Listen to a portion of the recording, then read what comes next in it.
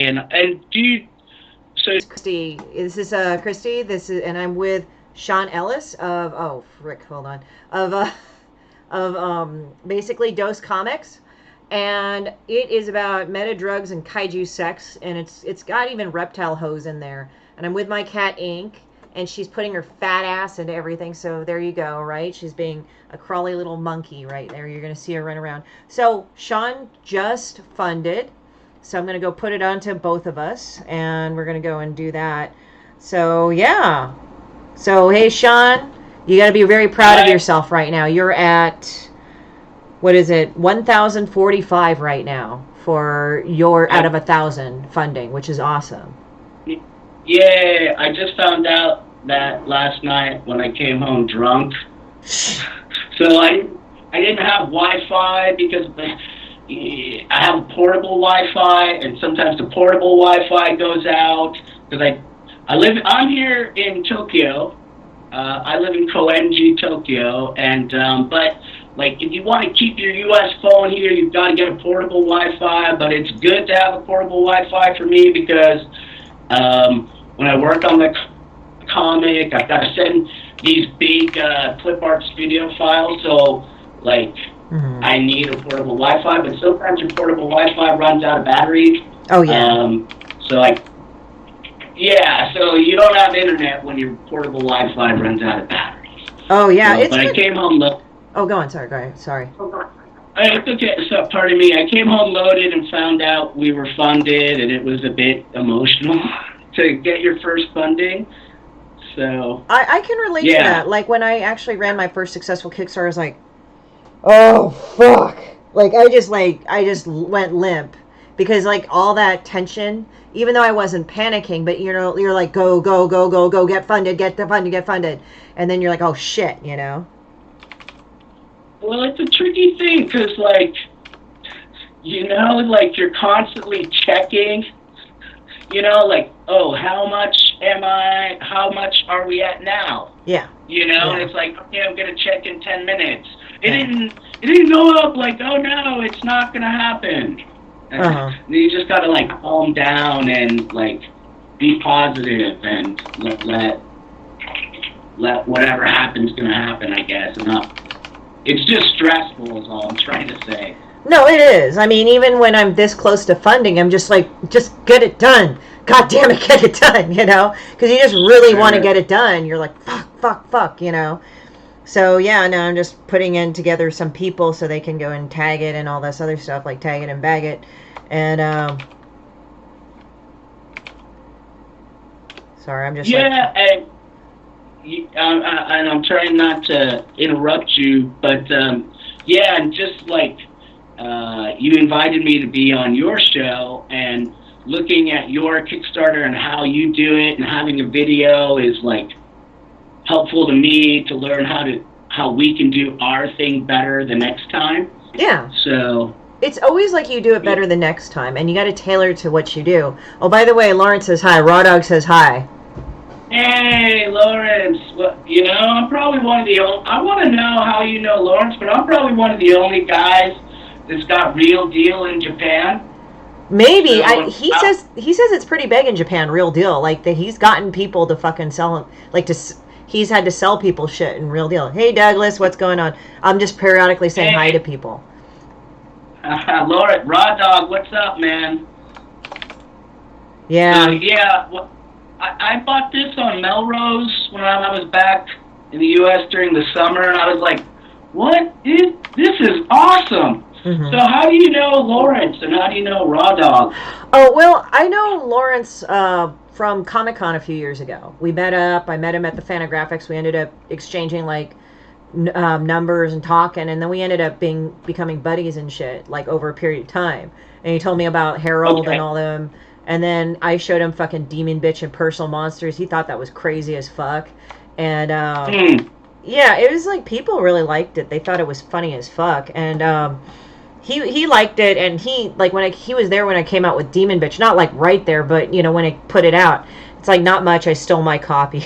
Lawrence says he's all good, so it's just like people love Demon Bitch. So he said I've never seen anything like that before. So we just talk to each other about stupid fucking shit and jokes and everything. Hey, Brio, what's up? We both know Johnny Ryan. Like, I mean, I don't know him as well as Lawrence does, but I love Johnny Ryan shit. We both think he's a great artist.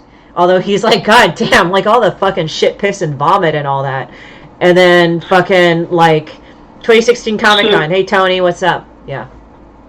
So, Johnny Ryan, does he do Prison Pit? Is that... Oh, yes, he does. I have the whole series, and I bought the animated episode. It was fucking funny. There's an animated episode. Yeah, there's an animated episode. I don't know if you can get it anymore, but I downloaded it. I bought it, because, nowadays it's kind of stupid to get a player, like a DVD player, because they change the formats all the time. So I just said, well, fuck it. I'll just go and download it and have it. But, oh, guys, by the way, he just funded. Sean Ellis just funded. He's like, Big T. Yeah, our friend buddy Tony. Tony has like this fucking impressive ass alcohol collection. It's not like JD and other shit. It's like actual like nice alcohol. So if you ever come back in the States, you gotta check it. He's even got Nika, like Japanese whiskey and shit. Like Nika 21, 17 years, shit like that.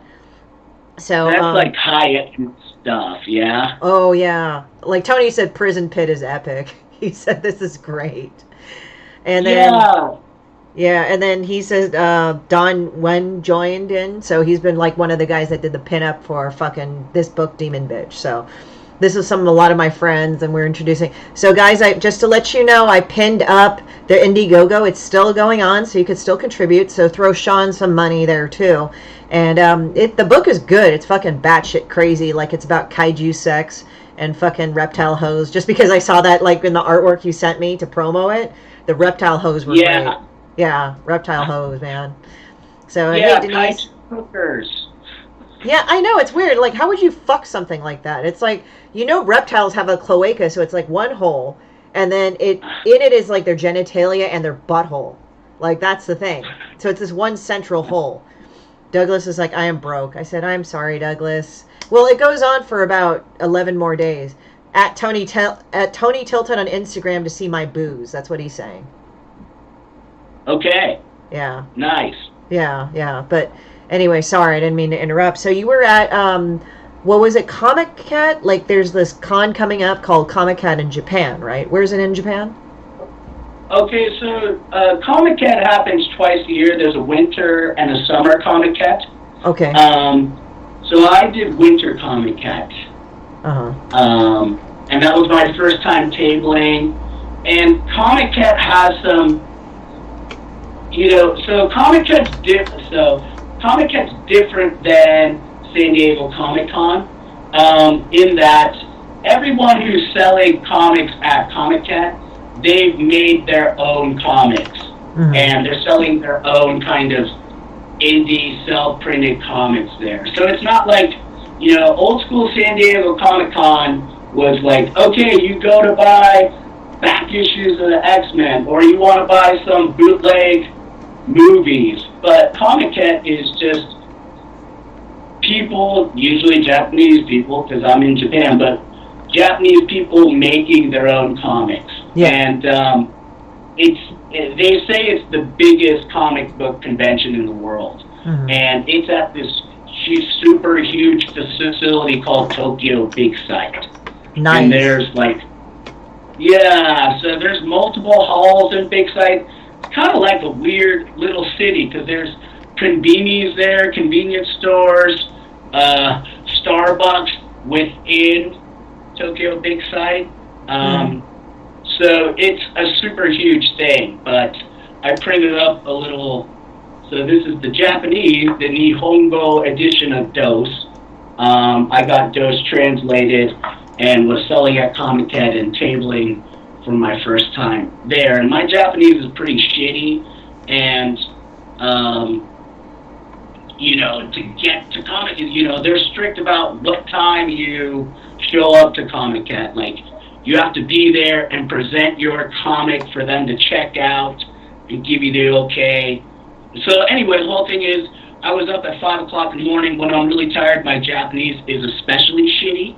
Yeah. So it's not good usually, but it was especially shitty. And then, but I did okay. I sold 34 copies, so Yeah. I was happy. And, so that was tabling for the first time, and then tabling in a language you don't speak very well, and everything goes well, and so that was a dope experience for sure. Well, I give you props, man. I mean, that's the thing. It's not easy for a lot of creators. Like, a lot of creators, first of all, it's not that they can't sell, but it's hard for them to sell because they have this preconceived notion of selling, right?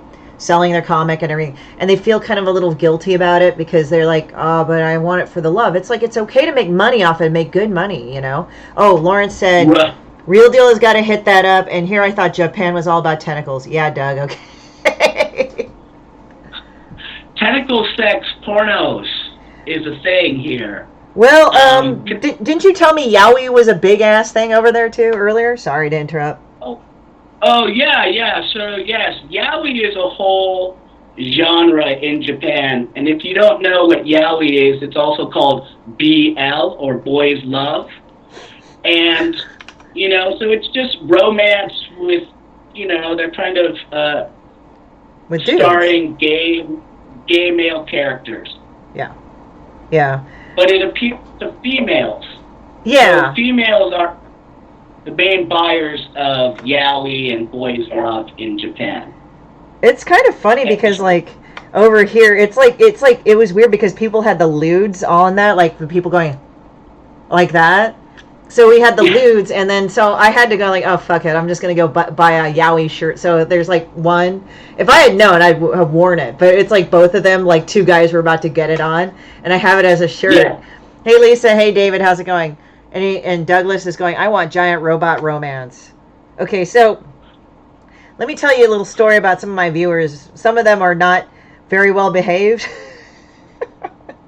Awesome. To say that. Well, no, okay, so what ended up happening is that I did a kid's book about a raccoon, right?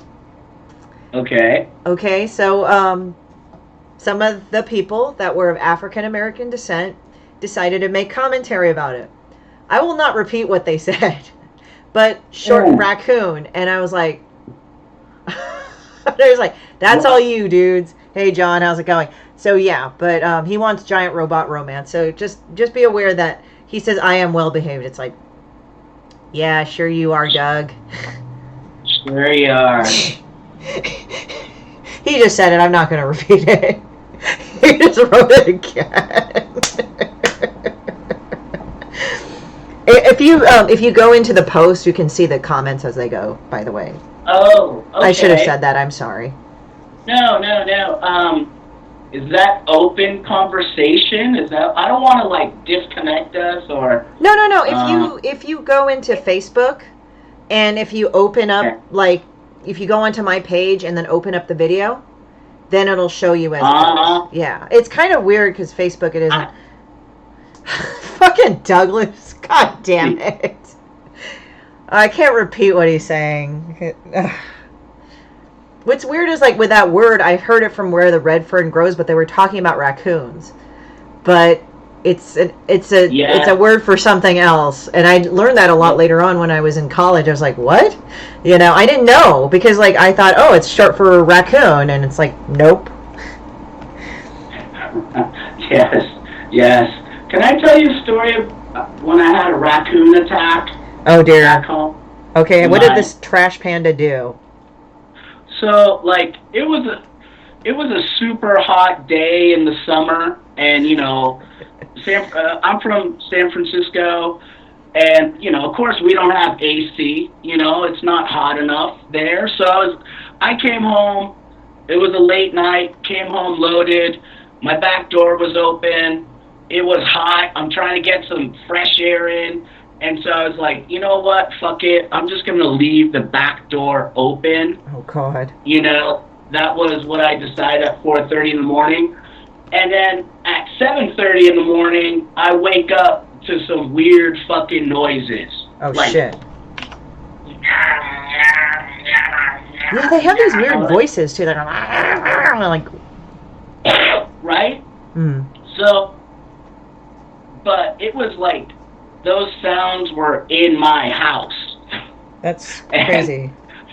So I started yelling at the raccoons, I was like, get the fuck out of here, I'm gonna get you. And like, I'm half asleep, so I'm like, what, I got it, maybe I have to fight raccoons. So I grab a belt, and then, like, I was yelling, and I rush into my kitchen, but there's all kinds of fucking trash all over the kitchen floor, like half-eaten pizza crusts. Like, Damn. they got into the garbage in my kitchen and made a mess, and it all stunk. Because the raccoons stunk. And, yeah, so I had to clean that up at 7:30 in the morning, hungover, and with no sleep. So that's my raccoon story. It's a good story now, but what the fuck was I doing grabbing a belt? Like, I'm going to fight a raccoon with a belt? That doesn't make any sense. Yeah, I'm going to whoop your ass. Let me go over there and whoop your ass in a minute. So, hey, Rob, how's it going? The raccoons would have killed me. Okay, Douglas wrote down they have weird voices here also. I fight them all day. Yeah. So raccoons are dicks, basically. Yeah, they call them trash pandas over here. Lawrence is in on this shit, too. I can't repeat any of this shit. I can't read it out loud. You're going to have to read it. I have a ton in my neighborhood. It's like, ooh. Okay, can I tell you enough? So, like, the raccoons have, like, a regular nighttime route, I guess. And they go in my backyard. But raccoons shit in, like, one area. Yeah, they'll do that. There was like a big, huge pile of raccoon shit in the backyard. That's I mean, funny. It looks like 10 pounds of a pile of raccoon shit. Yeah, that's no good.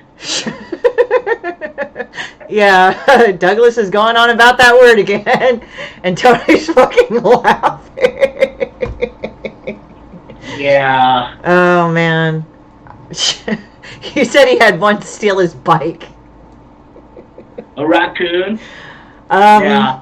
Yeah, but he used that word, so it's a double meaning, apparently. Well, I didn't say it. I didn't say it. No. I don't know what word you're talking about. Oh, so. yeah, I don't know either. I don't know what they're trying to say.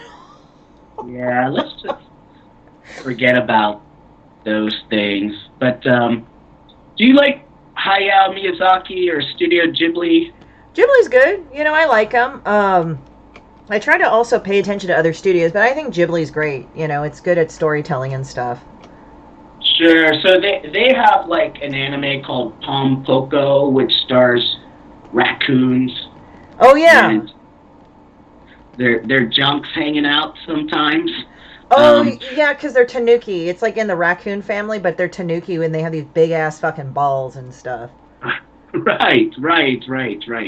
So, like, the raccoon shitting in my backyard was kind of karma because, like, one of my neighbors, he's a good guy, he's a good guy with a good heart, but kind of a little bit white trash, I guess, you know, and so I thought it was really funny when he was complaining about the raccoons shitting on his roof. So I thought that was really funny and great fun. But then later, raccoons started shitting in my backyard. So that's not. So I got the karma of raccoon shit. You attracted that wholly into your life, and you take responsibility, huh? I guess so. Raccoon shit is not funny.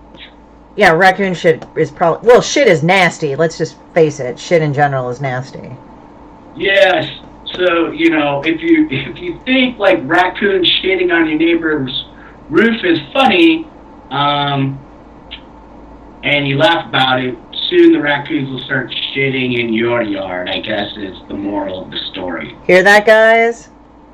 Guys, are you hearing that? Are you making raccoon jokes? You're gonna go get it. You're gonna go get shit in your fucking backyard. And a big, not just a turd, like a big pile of raccoon shit. I heard they shit a lot. They do shit a lot. They fucking, like, you're going, how the fuck is all this shit coming out and everything? Well, it's a whole family, and they do it over a course. You know, you don't see it when it's like a little thing, but then you go in the backyard and when it's a big thing, and you're fucked. Oh my God, really? Hey Ben, how's it going? You just missed the most interesting conversation about raccoon shit like ever, man. Yeah, but yeah, so guys, like, just if I have cats shitting on my grass nearly every night, Tony says. So now we're talking about animals shitting on everything. Guys, also, like, I've got 3,911 out of 3,500. You know, go on there, back that if you haven't already. Share, like, and subscribe like herpes. He's got a great book, Sean. He's the writer of a book called Dose, and it's really awesome. They're running an Indiegogo. They just funded, as of, like, last night, Japan time. He's in Japan, and you better throw money there, and I pinned the Indiegogo there. So, yay, Sean. But, yeah, so Tony's, like, going, I have cats shitting on my grass every night. We have dog shit, like, everywhere where I live because nobody fucking picks up their dog shit. That's what's annoying to me. It's like, really? Fuck you, you know? So, my hometown's in San Francisco, and that's, like, a big problem now. Like, people are shitting and pissing in the streets now, I guess. Tony went up there, raccoon shit, something else to think about. That's what Lauren said. Tony told me that he actually went to San Francisco recently, and he didn't believe the stories until some dude just dropped trow, like, right in front of them.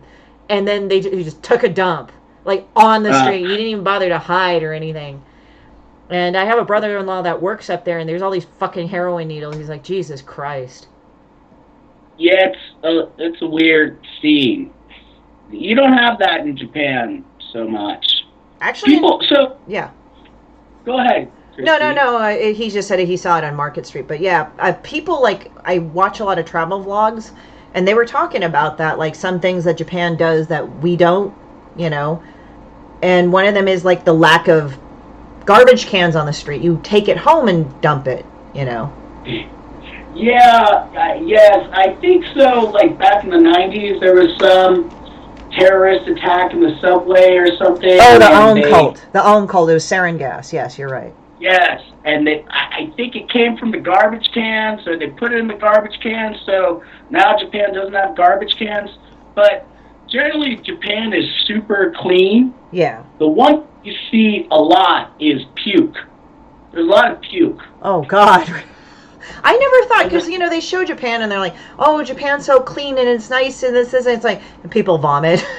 It's like, oh! Like, do they vomit on the side of the street at least, or do they just vomit wherever it happens? I mean, you see a lot of it, and it's just because, like, people, you know, drugs are not legal here. Drugs are hard to get. That's, like, there's big penalties for drugs in Japan. Yeah. Point being, people drink a lot, and it's almost a thing of a toxic drinking culture, so to speak. Yeah. That's part of salaryman life. You go to the bar after work and drink with your colleagues. And you get fucking blasted and shit. Yeah, people get fucking blasted, and they puke on the street or in the subway or wherever. Yeah. But there's a lot of, it gets cleaned up, but nighttime, you gotta watch where you're walking or you might step in puke. Oh, that's great to know. Well, thank you guys. Like, because they show Japan is so clean, but it's like, oh yeah, it has some big city problems. Like, sometimes you go like, oh fuck, there's a bunch of vomit here and stuff. Yes. But one of the awesome things about Japan, since we were talking about people shitting in the streets in San Francisco, there's public toilets everywhere. Oh, good. And they're clean, so, right? Like, they're clean, yes. And, like, but you can use the public restroom at 7-Eleven. 7-Eleven bathrooms are super clean. Every convenience store has clean bathrooms. I heard also if you're broke as fuck, it's great to eat at 7-Eleven because it's not like the shitty 7-Eleven food here.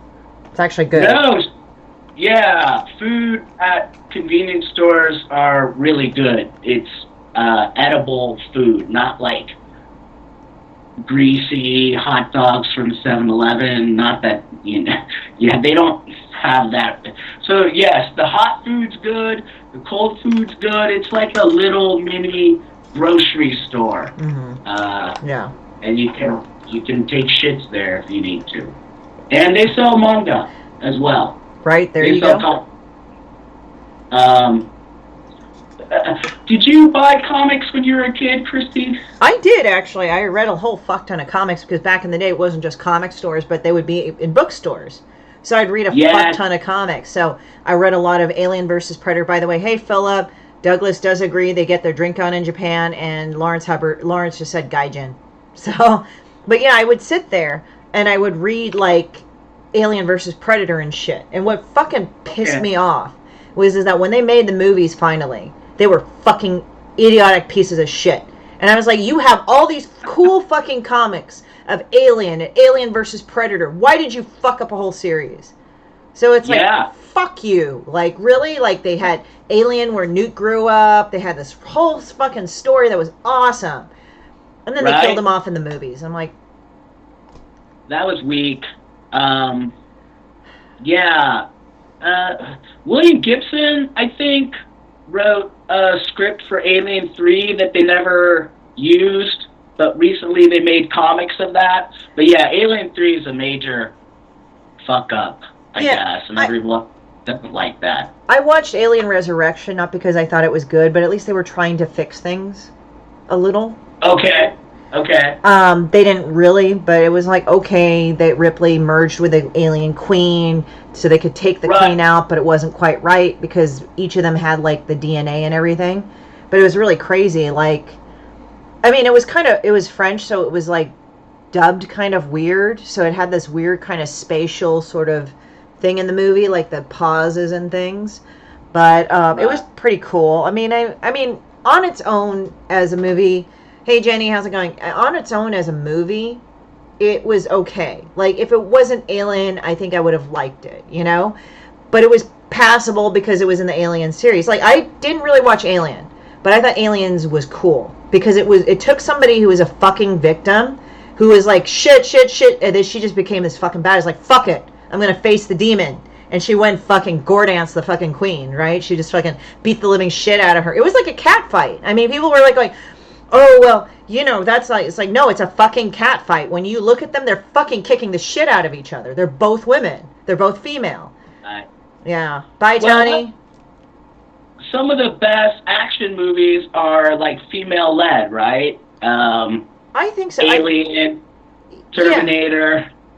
Yeah, like, they have strong female roles, and I think that's good. I mean, I try not to get too into that, not because I don't care, or not because I don't think women should be put into the back, but I notice when they hyper focus on it, they don't on anything that is like men, women, children, whatever. It gets kind of like there's so much in the trope of it that they don't really just tell the story. You know what I mean?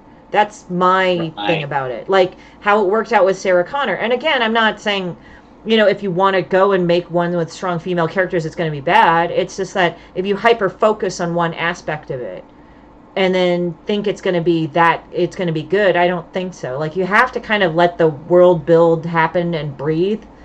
It could definitely be a motivator, but I don't think it should be the primary focus. Like, it's just the story about this person. And again, it's not like I'm saying, like, you shouldn't put gender into it, but it's like the story about this person. She's a woman. She is recovering. She's really traumatized. Like for Aliens, okay? She's really traumatized by her time on the ship. She thinks she's fine. She's told to go back in and get it. And which reawakens her trauma. But this is her going like, okay, I have to face my trauma. I have to be the badass because everybody is fucking dying. Fuck it. And then there's this girl that reminds me of my daughter. So she's motivated by that. Right. Yes. It's also that rage. Hey, Dallas, how's it going? It's also that rage. Hey, Carly. It's also that rage like you have towards your abuser or towards your attacker. And you get to see them. And that's why she was like, even though this might not be the same alien from that queen, but it's an alien, you know, it's that type of alien, that type of xenomorph. So that rage in her, like, get back from her, you bitch, like that. She's just that angry. She's like, I'm gonna fucking kill you, you fucking bitch, you know, like she's angry, like she just fucking wants to kill her because it's like, you have cost me so much, like, because you know how in the beginning of the movie she finds out her daughter died of cancer, she didn't get to, like, she was a little girl and all that other stuff. So essentially she uses everything. because as a result, because she had to go to sleep to go back to Earth, but it turned out that it was too long. So it ended up like her daughter was old, passed away. You know, she lost her piloting license, so she had to work a substandard job. And they said, go on this mission, so they kind of coerce her to do it. But at the same time, she takes all that, she survives, and she just faces this thing that's taken so much away from her. Like her friends on the crew and everything, she's just angry. And she just faces it. She's like, fuck you, I'm going to kill you, you know? And she does. That's a great reading. You know, I mean, you know, in the 80s, people didn't talk much about trauma. I think recently people are knowing and understanding what trauma is, but that reading of taking revenge on your traumatizer, that's a really solid reading. Yeah. So, yeah, because it's just like you're angry. Like, I'm going to kill you. Like, you took this much away from me. And it's not like projecting, it's just this anger. Because it's like, not only did the alien, the same species of alien, take away all her friends and pretty much put her in a situation where she lost everything, but then it's like, her anger is like about the kid's parents. Her anger is about, you know, like all the people that died to do it. Her anger is about that company that actually wants to weaponize this thing. And she's just enraged. She's like, you have taken this much away from me. You took this much away from other people. Fuck you, I'm going to kill you. You're not coming back. Yeah, that's a very good reading. And of course, Alien and Aliens is dope. And Terminator. So some of the best sci-fi stories are female-led stories, and it's not like, you know, Aliens doesn't come across as a movie trying to push a feminist agenda. It's just a movie that stars a female. Not that pushing a feminist agenda is bad, but that idea is secondary to the idea of the action movie, I guess is what I'm trying to say. The thing is that if you want something more of a realistic feminist perspective, or any point you want to put across, write them as a person. You know, write them as a person and it's logical to their personality, their their thing, their whole thing. Or else people are just going to be stupid and say, oh, she didn't smile enough or some bullshit. Like, yeah. Oh, Lawrence says, gotta bounce, congrats on funding Big Sean. Douglas said, yeah, Alien was more of a horror story. I agree, Alien was more horror. It was more of the thing that came out of the woodworks, the boogeyman.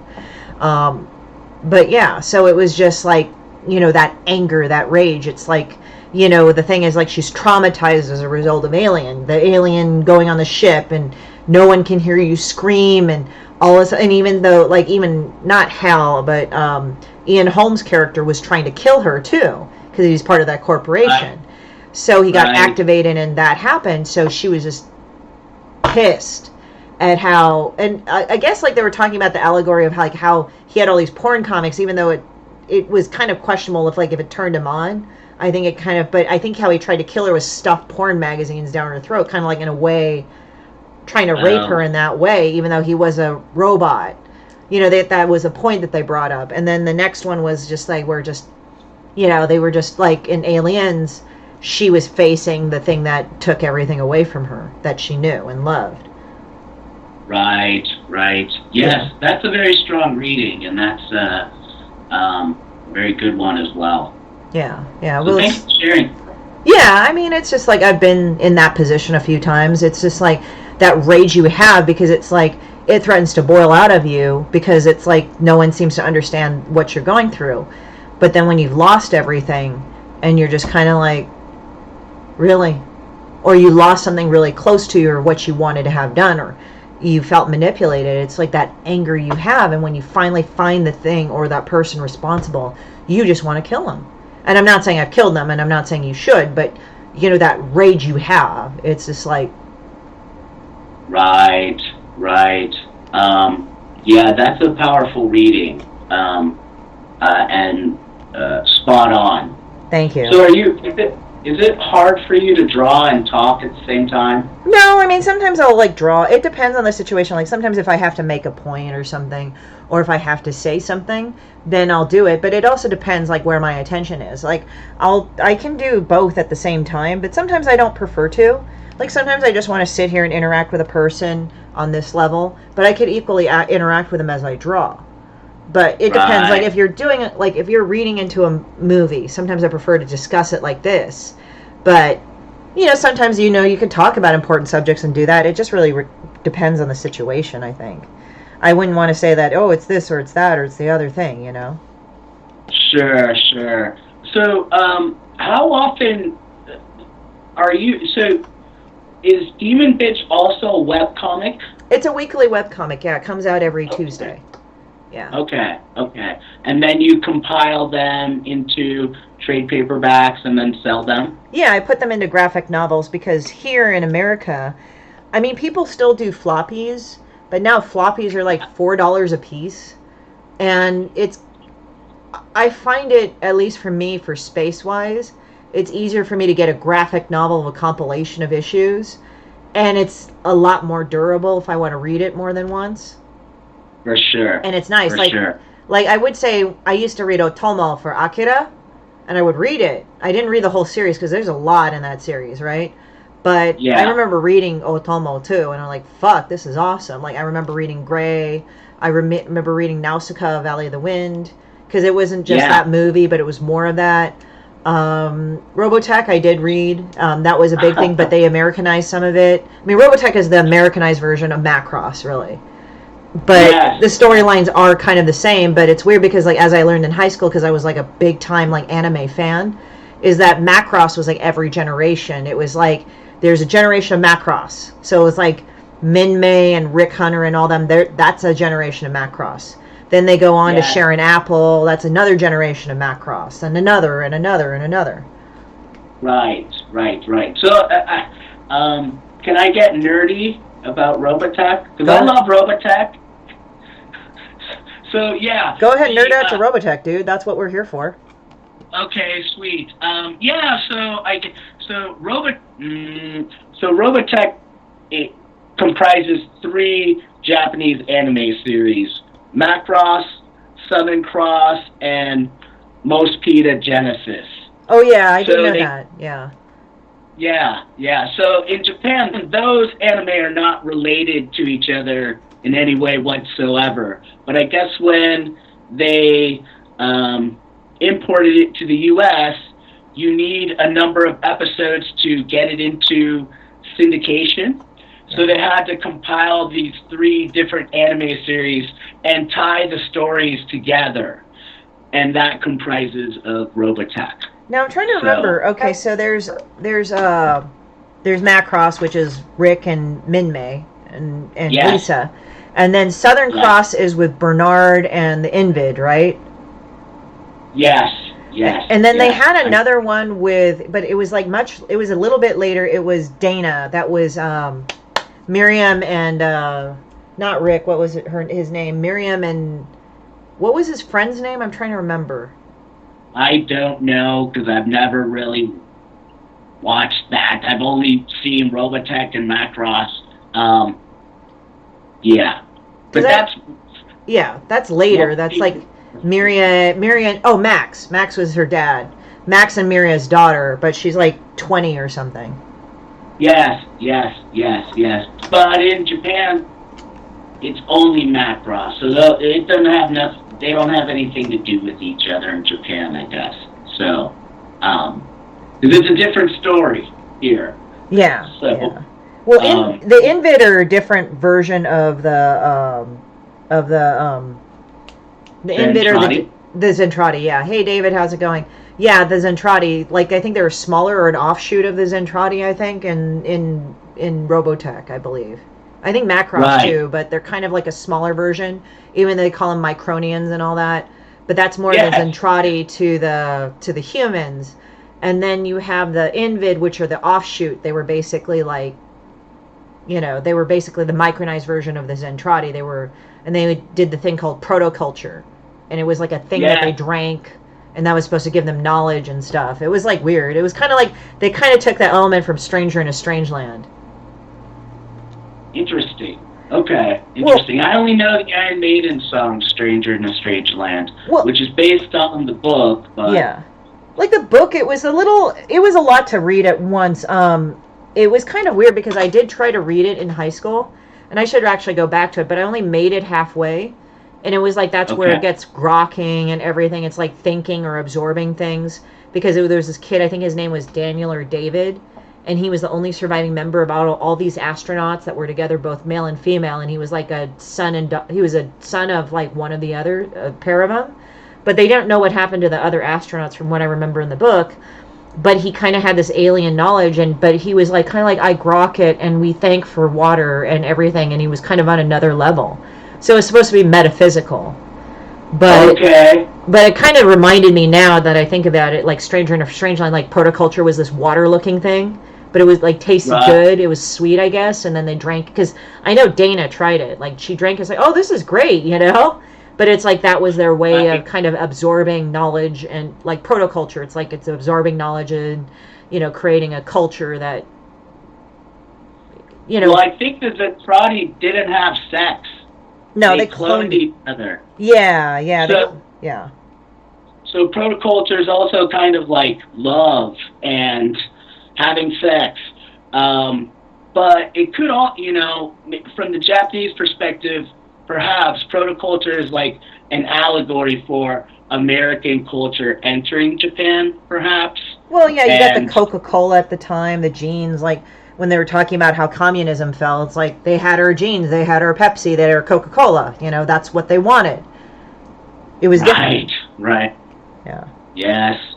Well, that's awesome that you. So whenever I can, when I see Robotech records, anime records, and they're affordable, I always try to buy them here because I love. That's one of the cool things about living in Japan. There's a lot of cool junk to buy. Oh yeah, like are you close to Akibahara? Akihabara, Akihabara is cool. Yeah, I can get there in 40 minutes. However, Akihabara is kind of for, you know, there's a better version of Akihabara, like in Nakano.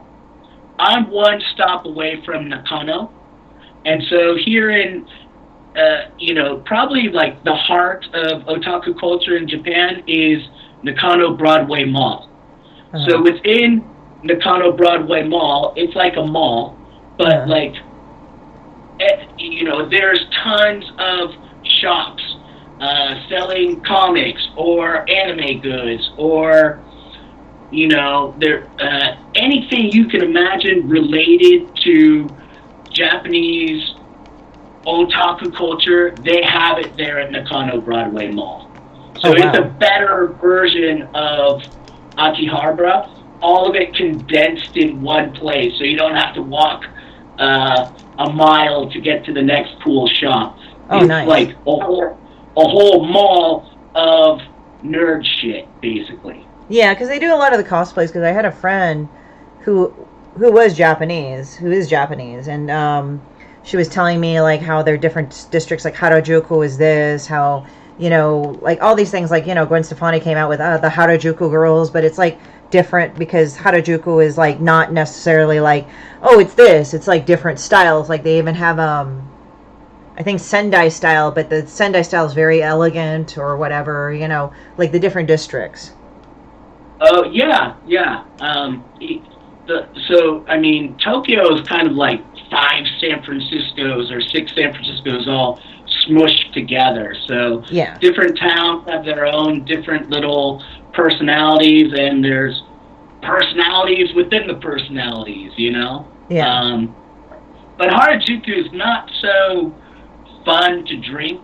It doesn't have much nightlife. It's more for a lot of young people hang out in Harajuku, teenagers. Yeah. It's like a mall. Yes. Kinda, yeah. They eat like giant cotton candy and crepes. And then there's another side of Harajuku, which is kind of more oshade, which is elegant or fashion oriented, not crazy young girl fashion. It's like, okay, so here's some elegant, stylish clothes over here that are really expensive. So, yeah. Have you been to Japan before, Christie? I have actually not. I mean, not officially. Like when I went to go visit relatives in Korea, we stopped by Kansai Airport or Tokyo International, but we never would go out to explore Japan. So technically, I've been in Japan, but I have not been in Japan. If that makes sense. Right. Yes. I spent about 2 months in South Korea. Yeah. During winter in Daegu, and I never felt my eyeballs cold before. That was the first time I felt my eyeballs being cold, being from San Francisco. And I went to some manhwa museums. Okay. So it's like, Japan has manga and Korea has manhwa, which is their Korean comics, what they call comics in Korea. Yeah.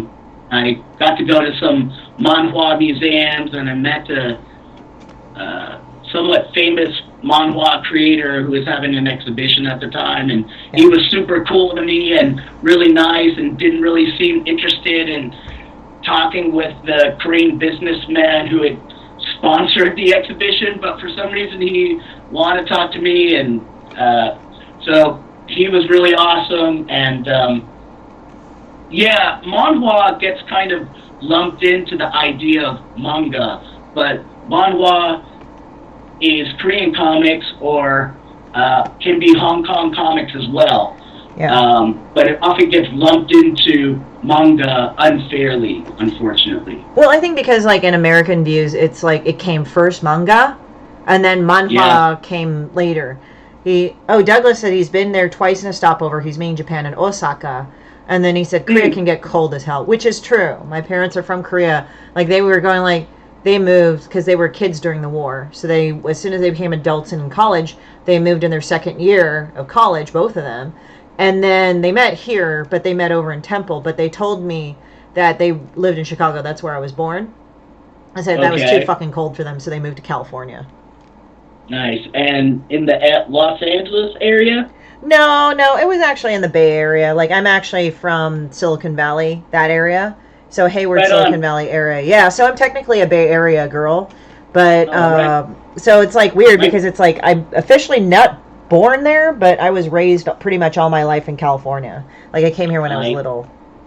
I see. My mom's from San Jose, so I spent a lot of time at my grandparents' house in San Jose. And it was at my grandparents' house at the 7-Eleven down the street where I first bought comics. So, remember when comics were at 7-Eleven on the spinner rack? Yeah.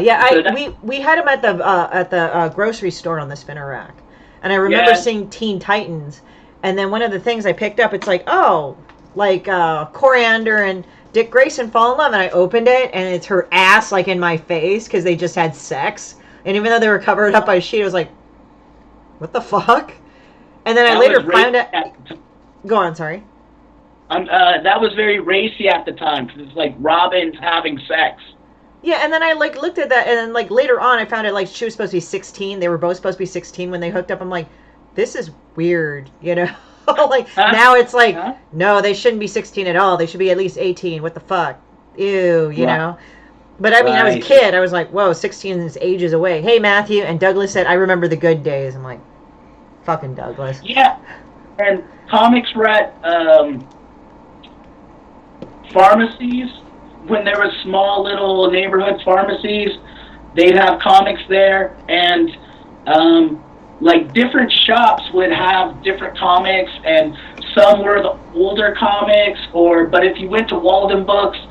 Oh, I remember Walden Books. Store, they had newer comics, and and when you only had a bit of money, so you're like trying to find the best comics and where are the good comics, and so I'd have like a little circuit around the neighborhood of going to the different places that had comics, the pharmacy downtown, or if I could walk to the mall, I could buy the newer comics or something, you know. Yeah.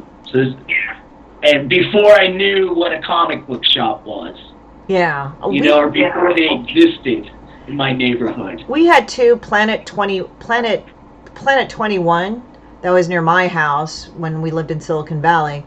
When I lived in Silicon Valley, and then there was another one called Legends, and there was another one, but I can't remember it. But I worked at Legends. What's up, bud? Oh, I always wanted to work in a comic book shop, and I never got the chance.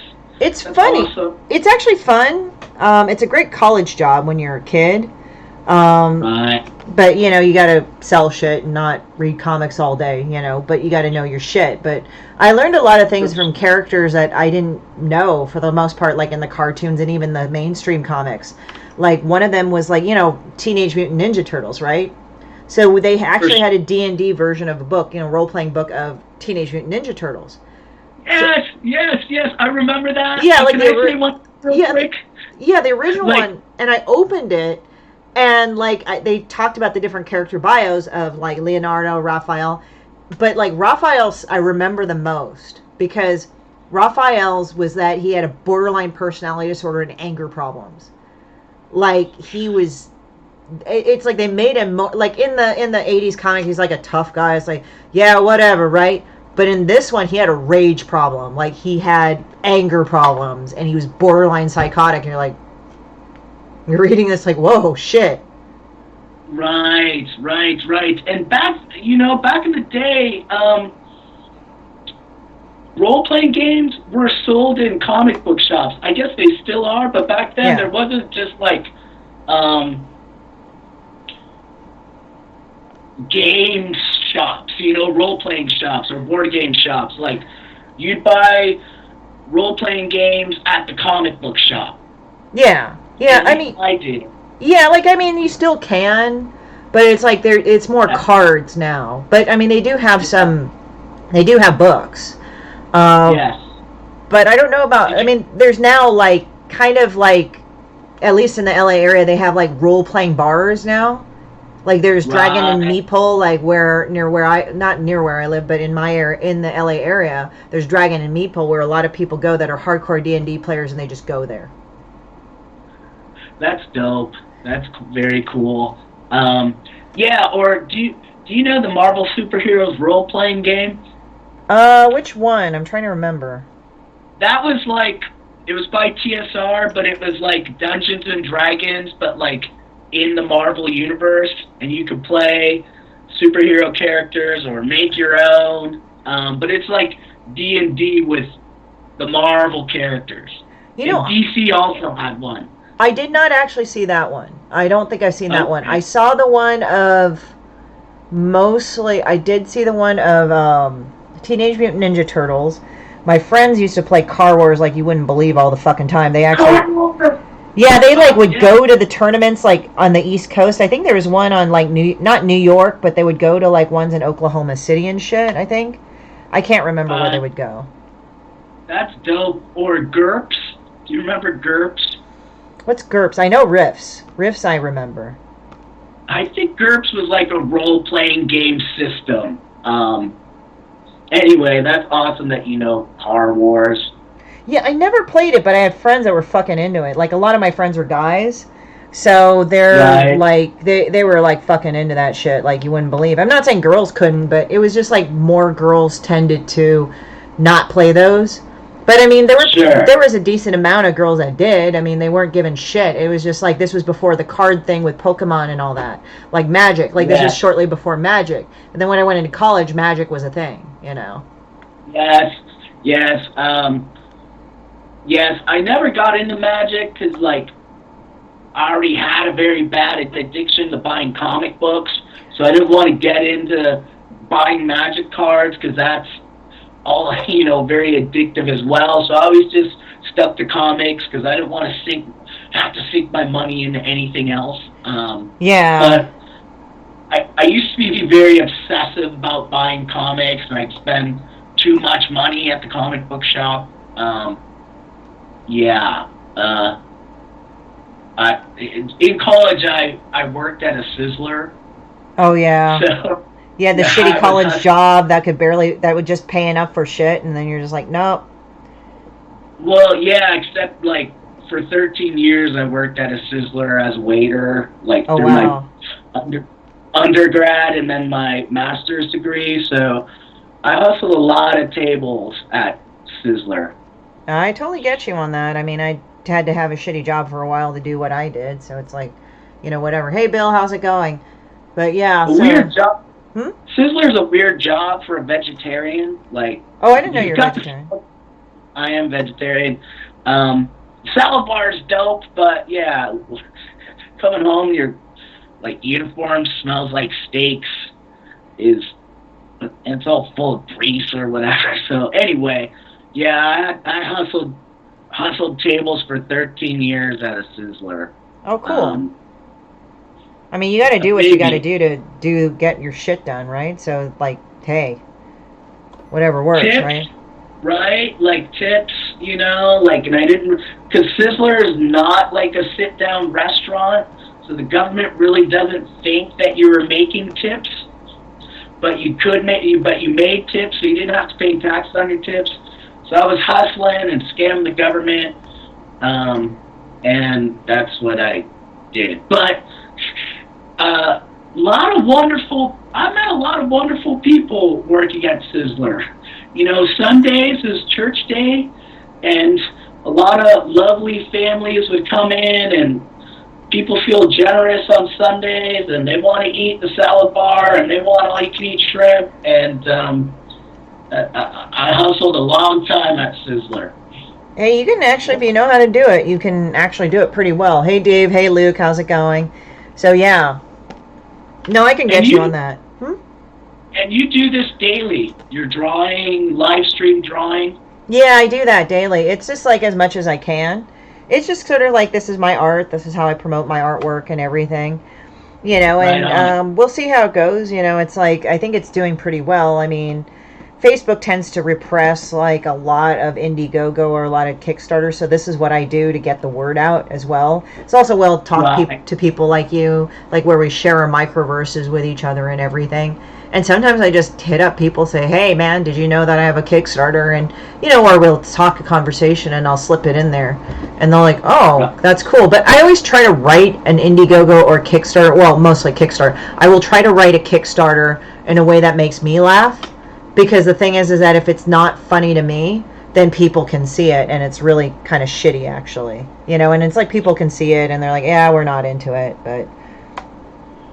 Well, just I mean, I guess we met a few days ago online, Yeah. but I've been able to like learn a lot from you and how you run your Kickstarter. I can learn how better to promote Dose, and so just our brief friendship has taught me a lot. Well, thank you. Thank you. Yeah, Yeah, and thanks for having the show today. That was oh, very generous of you, and you're super cool and awesome. thank you. And yeah, so hanging out's cool as well. So Well, thank you. oh, yeah, like, I think it's very valuable to just forge friendships and make friendships as well, that are productive and good. And it's not like, oh, just on a monetary level. I mean, it's just like how we help each other grow, pretty much. Right, It's like I'll help you, you help me, because the world's already kind of hostile enough anyway. I mean, I'm not trying to say that I go around the world like the world fucking sucks, I hate everything. But it's just like, you get to a point where, the world's hard enough to deal with, even if you have a great attitude or not. right. Positivity. Yeah. Yeah, yeah, yeah. So that's Um, pretty much it. Like, you just gotta go and just forge relationships as you do. And, sometimes some work out and some, like, you need to let go of eventually. I mean, it kind of sucks. Like, I mean, it's just you grow from people, you do whatever. You gotta do the right. thing. Is it possible to see what you're drawing? You can go on Facebook, and if you go on Facebook Oh, Live oh, separately, like if you're on your oh, laptop, you can still do it and kind of minimize your screen, but it's like on okay. Facebook, yeah. Oh, weird. Oh, awesome. Yeah. Okay. I see. I see how it works now. See, you're teaching me more stuff. Yeah. I mean, I kind of had to learn this on my own, but the thing is that I'm not a person that's like into video and all this, and I didn't want to go. But what I did was I invested in OBS, and what OBS is that it's a free service or it's a free software where you can set up multi-level streams and multi-level streams of marketing, but multi-level streaming. So like you're drawing, but I'm talking to you. You know. I see. See, Lisa. Hey, Don. Don Wynn, he's back on and stuff. He did Pablo the Gorilla. He got his fucking Kickstarter funded in 72 hours? God damn it. So, yeah. So you're like $9 away now, is that it? Let me actually check, because it's taking forever to fucking load. So let me look at my phone. So right now I'm at 3,111. So I needed to make 3,500 to make goal. So I'm like about 400 away. I see. I mean, you're close. You're gonna get it. Yeah, I mean, I got plenty of days. I got 13 days to go, but I'm not one of these people that says, "Oh, I'm gonna wait all the 13 days." No, I still want to push hard for it because I want to see how much more levels I can raise. It's just that's how I am in general. Like, it's not that I try to be like, it's like actually it's funny because I've been meeting less artists that are like that. It's like you got to go and push and push and push just to see how far you can go. And very few artists I've met are like, "Oh, you're just about money." I'm maybe only one person, but most of the time it's like, no, they understand why you're doing it. It's like, I'm making more money so that I'll have more of a buffer to make the shit that you want me to make, or it's like you're successful at it, you make a good one. So it's like, it's kind of weird. Like, it's like you never not worry, but until you hit the goal, you have to you actually get concerned if you don't have goal yet. And again, even though like, okay, projection for this, and not one Kickstarter runs the same. Don Wynn is going push it real good. So yeah, I mean, there you go. So I mean, for me, it's just like I just keep pushing for the Kickstarter. I keep pushing for like how much can I get out of this Kickstarter? Like what new level can I get to? Right. If you don't grind, you don't shine, I guess. And, that's hustling. Do you table, do you do a lot of cons, or how does that work for you? Well, I table at cons. Like, there's a few cons. Like, a lot of times, like, I've noticed I've been getting asked to a lot of cons to do stuff, which is cool. But I do, like, small shows, and I get invited back to small shows and stuff, or I get to go, like, I was at SoCal Comics over in San Diego, which was cool. So I did that. So I was pretty happy about that. So, I mean, and I was told, like, you're always welcome to come back. So that always makes me feel good, So it's like a community, but it's like they understand and appreciate that when you strive for to do more stuff and to be more successful. Because, life is hard, you want to make a business, you want to do the thing. And at least the people out here in LA, even though, forget that you need a roof over your head, clothes and food, so money. That's what Don Wynn was saying. But that's how I feel about it right now, is just like, I can go and say it's not about money, but it is. But it's not like the group of people that we have, we understand that, it's like some of us are working fucking jobs we hate just to go and fund what we do. Right. And very few of us have that dream, that we're living the dream of like, okay, we can go and do that and do the thing. It's like, it's hard sometimes because it's like some people go, oh, well, you must be like fortunate not to have a job. And you're like, fuck you, dude. This is my job. It's not that I don't take it any seriously. It doesn't mean that's any less valued, I'm doing what I can to make it fucking do it. It's like, go fuck yourself. Oh, that if you're not with the big two, you ain't good. It's like, go fuck yourself too, dude. It's like, maybe it's not that I would say no if they asked, but it's like, that's not my comics. That's not what I'm aiming for. Just because the comics are there and there's the big two, it's not that I'm going to shit on that if they ever say, hey, you want to go and do some covers and shit for us? I'd be honored. That's a big thing on your resume, but it doesn't have to be the only thing. Sure. I mean, my dream was always to, making a comic book is my dream. And, making my own kind of self-published indie book, that's always been my dream. I think that, for me at least, that takes way more precedence over trying, like, work for Marvel. Oh, yeah, okay, great, but like, I just want to focus on making Dose, and making the comics that I want to make. Yeah. So, and conversely, I'm not going to shit on anybody that works for Marvel. I mean, hey, you got to work for Marvel. That's cool. Not everybody can.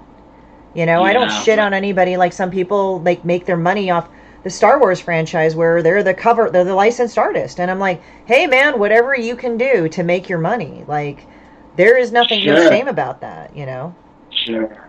I mean, I think everyone kind of also dreams of working for a big comic company, but maybe someday that would be lovely, but I just want to focus my time and attention and effort and energy on making my own comics right now. So yeah, I mean, it's just like, if you can be famous and rich off your own IP, by all means do it. We've got more of a fucking thing to do it as. Hey Oscar, how's it going? We've got more of a platform to do it. It's like, is it going to be easy? No, it's not going to be fucking easy sometimes. Like, you just got to do it. And sometimes people like go, I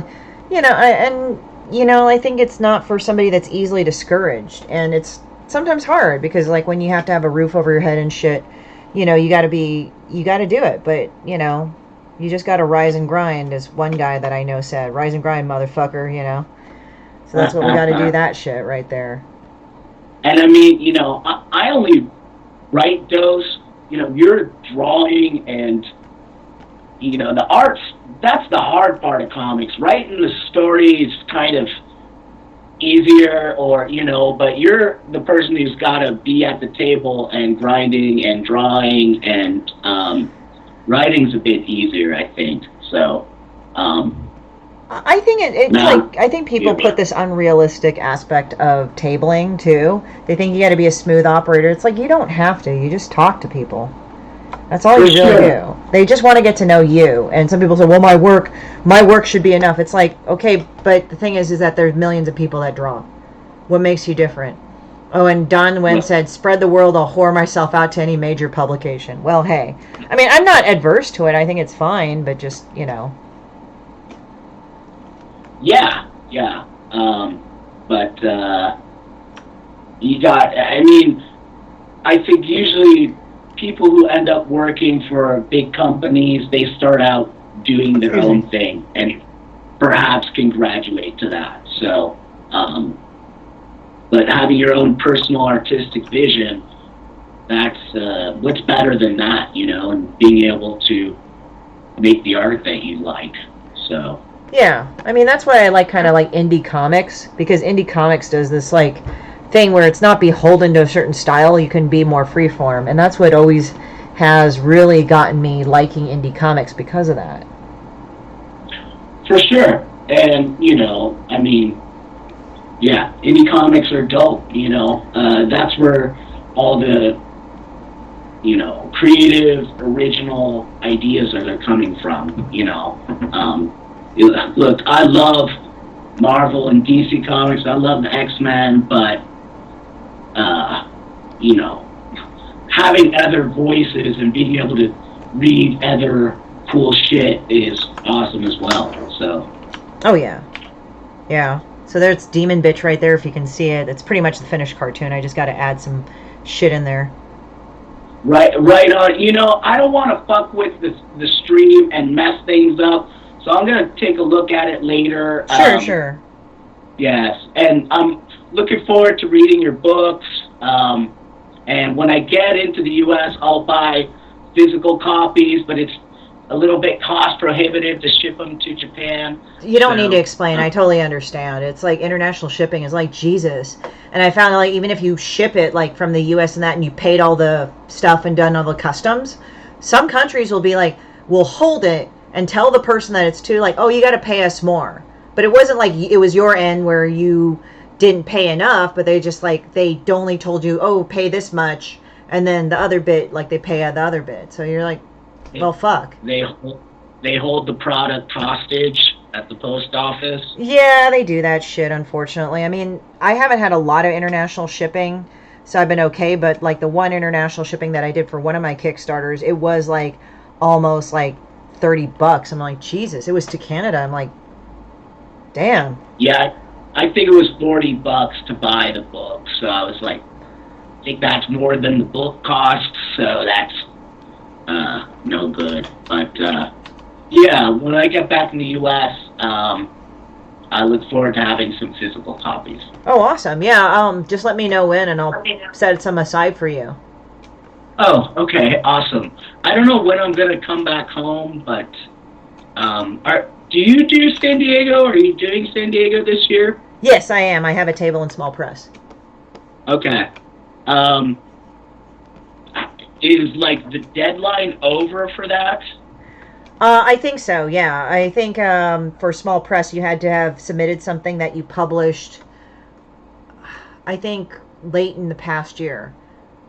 Yeah. Okay. Don Wen was saying, yeah, $5 book becomes like a $30 book. It's crazy. It's like, yeah, that's why also with a lot of international people, when I do Kickstarter, I'll put up PDFs. I'm like, here's PDFs, man. You know, I know how much. For sure. And it's instantaneous, and it's a lot cheaper than the physical book. Right. Yes. Yeah. Well, if you ever get out to Japan, I'll be your tour guide. Oh, awesome! Thank you. I appreciate it. One of the things that I wanted to do is actually go to Japan anyway. Japan is dope, and it's hard not to fall in love with this country when you're here. And comics are part of culture here.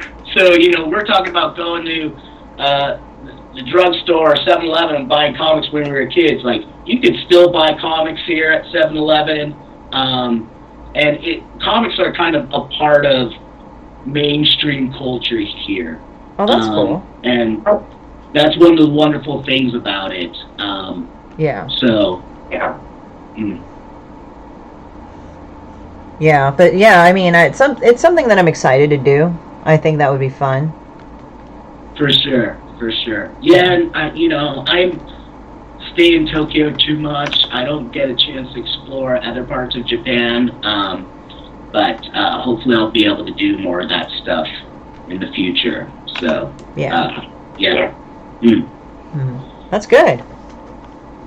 And I study Japanese, so. Yeah, well. Go on. That's kind of the easiest way to get to Japan, is to go to school and study Japanese. Yeah.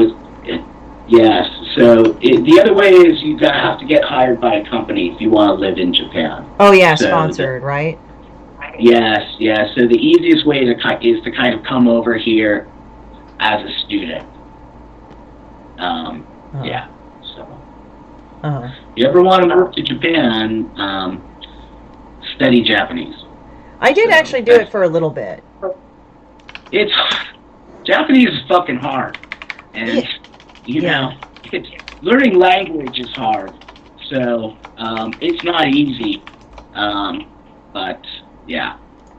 Yeah, I mean, it's just you have to memorize not only a whole new language, but characters as well. Yes, kanji is tough. Kanji's, yes. It's fun to study kanji too, though, but, you gotta, to be able to read, you gotta know 2,000 kanji. I'm maybe at 250 or 300 or something, so I'm only at 10% of kanji reading level. Well, yeah, I mean, and then you have to learn 3 different systems. There's hiragana, katakana, and kanji. And then, you have to kind of memorize each one. I studied it for a little bit, and I know that. Okay, I'll catch everyone. See you, Don. So, yeah. So, it's cool. So, yeah. Yeah, hiragana and katakana, it gets easy, but kanji, of course, is hard because it's, there's 30,000 characters. So, yeah. Yeah. All right. Well, it's been fun, Sean. Congratulations Christie, on getting funded. Thank you so much. Yeah. You're awesome. Thanks for hanging out. Yeah. And good luck. I know you're going to make it soon, so I look forward to seeing when your Kickstarter's funded. So, and I'm looking forward to reading my PDFs of Demon Bitch. So. Yeah, you'll probably read this Yeah. like, what the fuck is this shit? I think I got a sense of your humor from the video I saw on Kickstarter. Oh yeah, yeah, this is a pile of shit. Fuck this thing. Yes. So, yeah. So, thanks so much. You're awesome. I hope we are able to keep in touch, and Definitely. I hope you can come to Japan someday, and I hope I can make it out to San Diego sometime soon in the future, or we get to hustle at a con together. Oh, So, that'd be fun. Yeah. yeah, right?